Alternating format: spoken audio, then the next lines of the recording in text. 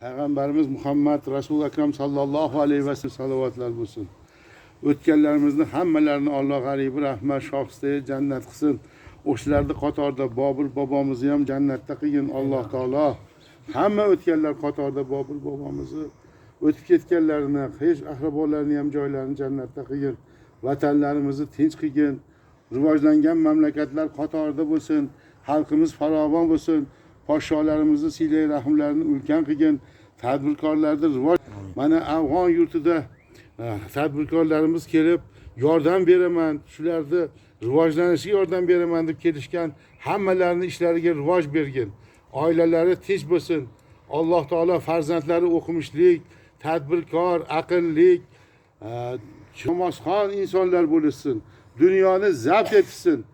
Alhamdulillahi robbil alamin. Assalatu vassalamu ala Resulina Muhammad ve ala alihi ashabi ecmaîn. Rahmetke ya erhamer rahimin. Allah kabul etsin.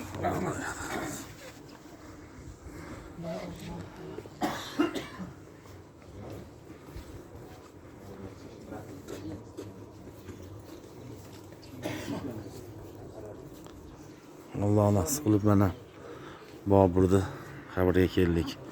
Bobur Mirzo aytganlar, o'zga yurtda shoh bo'lguncha o'z yurtingda gado bo'l.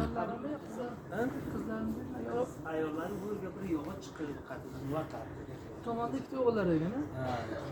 O'g'illar qaysi? O'sha o'g'illari nabiralari olib kelgan. Ha, shunaqa dedilar hozir.